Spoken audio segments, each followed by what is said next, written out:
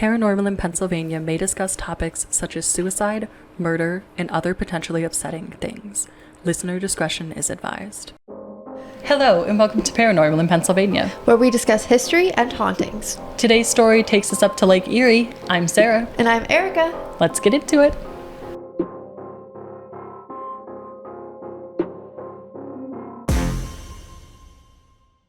This season, we're being sponsored by our friends at Haunted US. They travel the country bringing you real stories of American hauntings every Thursday at hauntedus.com. So today we have a cryptid. It is the storm hag of Lake Erie. Which sounds so interesting. I know. I'm pumped. You know what? I feel like our last solid cryptid episode was with Twice the Terror. Mm-hmm. And I've missed them. Yes. I've missed talking about cryptids. Me too. And that was season 2. Wow. It's been a whole season. Time ago. I know. No cryptids.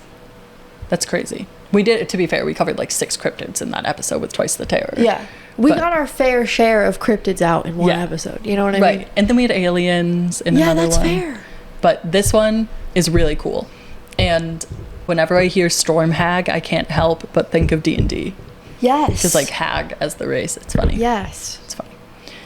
So I think this is super cool. I've been to Lake Erie a few times. It's not too far from Pittsburgh. It's like 3.5 hours or so.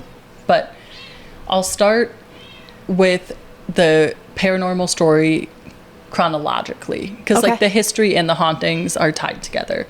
I mean, the background information, for lack of a real history section, is Lake Erie exists. It's one of the Great Lakes. There we go. That sets the stage. Facts. Harvard was not the first university. Facts. So the legend actually dates all the way back to the mid-1700s. So it's a really old legend. Yeah. And it might go even further, but this is just the first traces that I could find of documentation about it. Apparently, it's a really common folklore for sailing in Lake Erie. And I guess I haven't heard it because I never went sailing there. Yes. But super interesting. So, the storm hag / witch is described as having pale green skin, glowing yellow eyes, pointed teeth, and razor-sharp nails. That's an interesting description. Right? It is. It sort of reminds me of... This is going to be very random. In A Court of Mist and Fury, the water wraith that Feyre helps out. That's true. That's what it reminded me of immediately. True. And I think the pale green skin is interesting. Yes. But I don't know. That's just, I guess, over time, people have probably said, oh, and she looks like this, and she looks like this. Yes. So... she is said to be very long-limbed and incredibly thin, and she uses her long arms to pull sailors to death with her, quote, evil embrace. Ooh. I know. That also sounds like a D&D spell. It does. It really does. It sounds, I mean, I think whenever you get into the realm of cryptid, it always seems like more fantasy movie-y to me. So this is like the opposite of like a siren, right? Like there's no sort of like pulled element of the sailors. Like they just kind of get dragged down. Oh no, there's siren components. Ooh. There are siren components. Okay. And that's why I think it's interesting because it seems like a lot of people have different tales of it. Yeah. And it's hard to place, like, is it a sea witch? Like, is it Ursula? Right. Is it a siren? So yeah, it's interesting. Let's discuss that once we get through everything because I think it's interesting to see what we decide.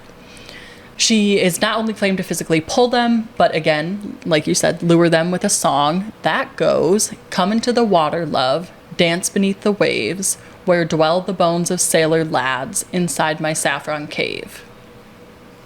I have goosebumps. I know, right? That's a little creepy. It is creepy. And apparently once you hear that song, you need to immediately get away because she's right there, which I don't know how you do that if it's a creature that lives in the water. Right. Like, where do you get away? I guess go to land? Right. Or like, can you go below deck? Like, does going below deck help? Or do you like have to get out of the water? I don't know. That's interesting because if you go below deck, she couldn't like reach up and grab you. Right. So it might be better. And I guess if you don't hear it, like in the Greek one where he wants to hear the sirens, so he plugs his ears and people tie him, or his sailors plug his ears and they tie him to the mast. The Odyssey? Oh. Yeah. The Iliad and the Odyssey? Is it in the Odyssey? You know what I'm talking about? Where they go past the sirens and he puts all of the sailors plug the ears, but he wants to hear the song. That certainly sounds like something from the Iliad. Cool. Okay. The Odyssey. Anyways, maybe people know what I'm talking about. Maybe I sound like a crazy person. There certainly is a siren song. Yeah. Like there is a siren thing. I just don't know if they how they Deal with it. Yeah, dealt with it. Okay. So let's say, but that's what it reminded me of. And some say that she'll actually wait for the calm of a storm to surprise unsuspecting sailors. So it'll be either the calm in the middle of the storm or right before the storm. And then it's like, gotcha. That's an interesting time Yeah. to pop out. It's like strategic, you know? Yeah. Very It's not her first strategic. rodeo. No. She's been at this for, 300 years? Yes. At least. I almost said 500 because math is hard. I don't even know if you're correct. It's not even. I was like 1700s. I'm sure you are. Yeah. If I tried to do that, nothing would come out of my mouth. It's a history podcast, folks. So, a nickname for her is Jenny Green Teeth because of her teeth. Some people say that they're covered in moss, which I would just like to say makes no sense. Unless From she's the not ocean? using them. Yeah. Like, you know how things get mossy in the water? From, like, sitting there? But it's like, Oh. if she's actively eating sailors, That's how gotta are her rub teeth off. covered in moss? Exactly. That's a fair I point. agree. We had the same thought. Okay, Yeah. good. And some accounts say that her hands have talons that are dripping with venom and can kill humans instantly. I don't like That's that one as interesting. much. Yeah, no, I mean, okay, so the killing instantly is good, you know? Yeah. Because that's it. But the whole that must be a terrifying last viewpoint. You know what? I don't think it's better because I like it to be a creepy story. And I think it makes more sense that she would drag people to drown. I think, how else are they going to dance beneath the waves in her saffron cave? Right. I mean, If they're dead before they go in? right. I mean, this is one of those things where it's like, if you're going to be in the world of it, it needs to be right. Like, if I'm Yes. going to be confronting this sea witch in Lake Erie, I want her to not stun people with venom. Right. Like, Okay. yeah. David? What if she animates the corpses? Okay, that's a cool idea. But I feel like And we're makes all them very dance. D&D Cool. aligned mentally. Just saying. That's true. So now we'll get into documented accounts of the sea witch. I don't like saying hag. I know that it's like whatever, but it's Yeah. it's got bad connotations. Yes. So in 1782, there's a record of a ship that was caught in a storm on Lake Erie. Allegedly, the storm raged for over an hour, and when it finally stopped, the sailors were near Presque, which is the Pennsylvania park of Lake Erie. I tried to get it as close to lore specific to Pennsylvania as possible because it's a great lake, so it is big. Yes. So they were near Presque, which is the state park. And as they tried to make their way back to port, the storm witch rose with cracks of lightning from the depths and attacked the ship.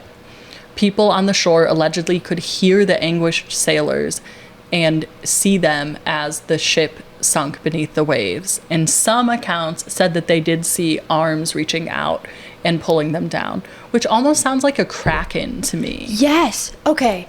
That's immediately what I thought of because I was like, when we were first talking about her, I imagined her as the size of like a human. Yes. And pulling sailors in one by one. But if she's pulling a whole boat down, Right. her arms then, and people can see her arms from the shore, to me that sounds more like a kraken. I agree. I guess, why not both? Like, okay.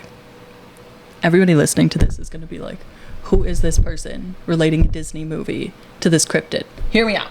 Ursula. You know when Ursula gets really big? Yes.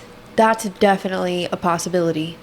Like, I wonder if it's maybe she's smaller in her daily life, but when it comes time to sink a ship, she's like let's go. Right. Kind of, or maybe it's specific to weather pattern.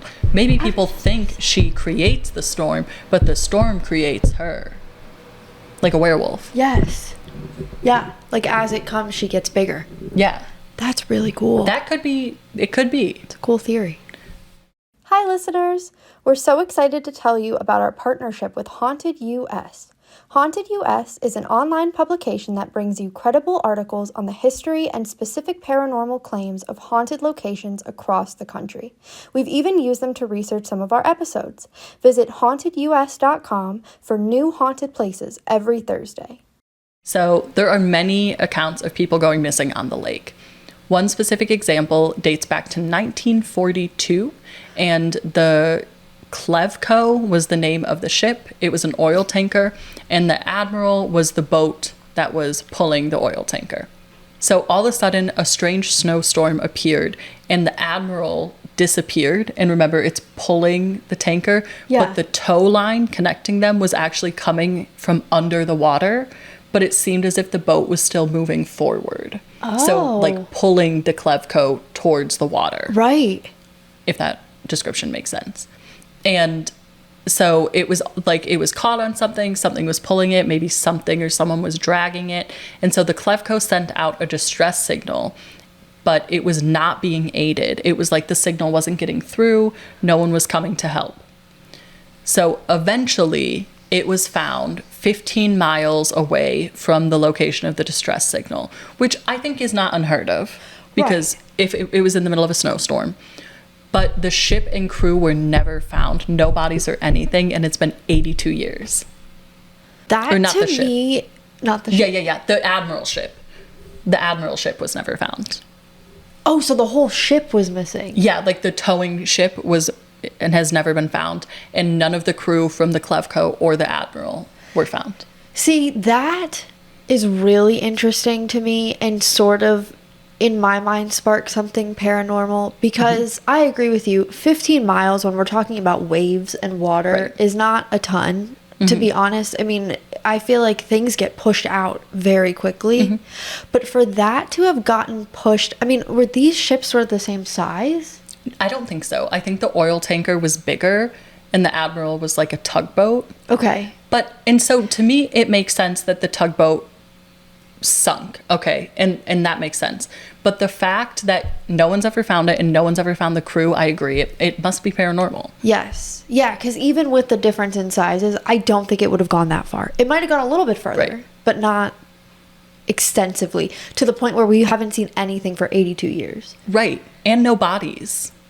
I mean, people call Lake Superior the lake that doesn't give up her dead because the cold weather actually causes the bodies to sink. Oh. Which is super cool. If you haven't heard that story, Caitlin Dowdy on YouTube has a really great episode on that, explaining the science of it. So I was thinking maybe it was something like that. But even now, you would be able to find it. Or even then, if you dragged the lake, you would be able to find it. Like, Lake Superior is called the lake that doesn't give up her dead because they sink, but we know that there are dead bodies there. Yes. So the fact that they're just gone is crazy to me. And it's not like they're washed out to sea because it's a lake. Right. Like, where did it go? It would be cool. I wonder if anyone's gone back with sonar technology or anything. It would be really cool to see if we could find it. That would be, actually. I mean, honestly, this would be... They didn't find the Titanic for... years. I don't know the exact number of years. I have no idea. But I know that they didn't find it for a very long time. Yeah. So, who knows? I just think it's probably low priority. Yes. So, yes. Why spend the resources unless you're us trying to understand it? Right. So, in this next tale, it seems that she may target captains specifically, which is also an interesting development. Yeah. So, in April of 1937, there was a ship called the O.M. McFarland that was going from Presque Isle to Wisconsin. So, I think you can take waterways to connect the lakes. Oh. Because Superior is by Wisconsin. Right. So, I think they go like this. Oh. Like around the Michigan part. Yeah. If you're thinking, okay, great. Maybe that makes sense to people listening. And probably if they're on YouTube. If they're on Spotify, they're like, what? But look at a map. So Captain Donner was the captain leading the ship, and he had retired for the evening to his quarters, so he's going to sleep. And he didn't show up the next morning. The crew went looking for him throughout the town, everywhere, thinking, honestly, maybe he got drunk somewhere or he stayed out all night, but he was nowhere to be found. No one ever saw him again, and his body was never found. And I'm assuming, you know, the ship community, seafaring community, pretty small in 1937. I think it's much easier to disappear back then than it is now, but I still think to completely disappear like this would be very, very strange. Yes, I agree. First of all, I think if he didn't leave the room, then that takes out they could hide below deck theory. Right. But if he did, I always think people just disappearing one day. Crazy. Yeah, is some of the most, like, mind-boggling things. Like, where did they go? Right. Like, no one's ever seen them again. Right. Like, that's... Even stranger, ships that were passing that route and were near Presque Isle were asked to keep an eye out for his body, thinking that it would wash up to shore or something like that. And still to this day, no one has found a body. That seems very strange. Again, for it to have happened in less than 24 hours and still no one has seen anything. Right. And no one saw him that night, too. So people think that the siren song of the sea witch, the storm witch, was specifically targeted to captains. And so he heard it, and maybe it lured him to the lake where he then drowned. Right. And maybe all these bodies are in her saffron cave, and that's why no one can find them. Yes. Or maybe she's sinking the search ships, and we just don't know that. There's another theory, unsubstantiated. I have no evidence to support that. Yeah, so, that's a really interesting concept. For a second, my brain was like, is she eating them? But then I was like, no, that doesn't make any sense. She could be. I guess, yeah. Maybe, well, yeah. Maybe she's the not eating them, so that's why her teeth are moss covered. Maybe she just wants friends. Have you ever considered that? It's a funny way to get them, but could be. Could be. Could be a thing. She just wants people to come to her prom. Yeah. Okay, anyways, due to the loss of life on the lake, legend says that you can hear screams and cries of drowned sailors when you're out on the lake, specifically just before a storm. And I've never been out on the lake. I've been to the lake, but I'm 100% certain that I was on that lake and I heard phantom screams. I would hightail it back to shore so fast and never go back out. Like, I already don't want to go out on the water there. Yes. I can't imagine if I heard screams or if I heard, like, humming or singing. Yeah. Like, absolutely not. I know I joke about knocking on walls and stuff when we're doing a paranormal investigation, but if we were out on Lake Erie and one of you started humming, no. Just absolutely not. No, and I think, so I agree. No one will ever catch me on a cruise, ever. No thank you to that one, because if anything happens, where do you go? You don't. There's nowhere. Goodbye. Right. And so I agree. I don't want to be out on the water, but if I ever was, yeah, I would either just sit there and be like, okay, time to die. I hear a siren song. That means that's it Here for we me. go. Too late now. But I certainly don't know how to work this ship and get us back to shore. Yeah. But yes, I agree. I would not stay in any fashion. Yeah, not at all. And apparently, interestingly, this is not the only tale of a storm hag or a storm witch. Definitely not the only tale of sirens, but I think the storm witch part is really interesting. There's also Irish and Scottish tales of storm witches there, and apparently they're fairly common in their, like, lakes and canals and stuff. So that's interesting. Yeah. Maybe she's a one-off that got separated. Yes. And now she's trying to replace her family in her saffron cave. I think we cracked the case. That is the golden theory. There we go. So I think this is one of my favorite stories that we've had. I think it's really interesting. I think the documented cases of ships and people going missing lends itself to, as we said, feeling very paranormal. Would you visit this place of paranormal phenomena? No, I mean, no, because I don't want to be out in the water. Yeah. So just no. It's interesting because it would be cool to come in contact with her in some way. Cool is an interesting word. That's a fair point. It would be interesting. It would be interesting if you could get in contact with her in some way to actually speak with her. Yeah. But that wouldn't happen. So No. it would be cool, I guess. Interesting is maybe a better word, but no. So would you go to the beach there though? Oh, yeah. Okay, so you wouldn't go on a ship. What about swimming? Oh, no. That's even worse than a ship. Is it? Or is she targeting sailors? Like, that's what I was thinking. Like, maybe I want to go there and, like, snorkel and see what I can see. If you want to, you do that. Erica's like, I'll be on shore watching you get pulled under. No. If you were getting Maybe. pulled under, I would race in there. I don't I'd be think like, you would. What are you my going to head, do I against would. a sea witch? Like, there's a storm witch pulling me under. I'm, like, snorkeling around, like, do. All of a sudden, there's storm clouds. You're like, Sarah, you got 5 minutes or else I'm out. Like, I will get so far away from the shore. David looks like he wants to say something. I'd just like to point out that Erica's like, yeah, I totally go to this super like scary potential place and I talk to her, but I don't want to interact with her though. Like I don't want to get on a boat and interact or get in the water. But I think talking to the thing that kills people would be really interesting. well, you know as what I it mean? ends your life. Like what? So that's what I was saying. So I think it would be interesting because there's so many unknowns. Like if there was a possibility of being able to talk to her and like figure out all of the unknowns, I think Yeah. that would be interesting.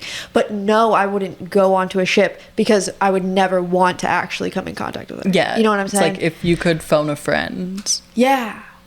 Yes. Like the conch, you know, like the magic conch from SpongeBob. Yeah. Like if we could do that with her. But otherwise, I don't know. Right. But I feel like now I have to go. I feel like I have to go swim there now. Again, I've swum there before, but never during a storm. What? It's funny that you have maybe diving would be better. Question mark. Because maybe Maybe it would be. Maybe you're right. I don't know who will find the admiral if not us. Right. No one. No one. It's So, just us. That is the Erie Storm Witch / Siren. Let us know your thoughts on this cryptid. I think it's a really, really interesting story, the cool history behind it as well. So let us know your thoughts and tune in next week to see what paranormal place we discuss next. Stay spooky, my friends.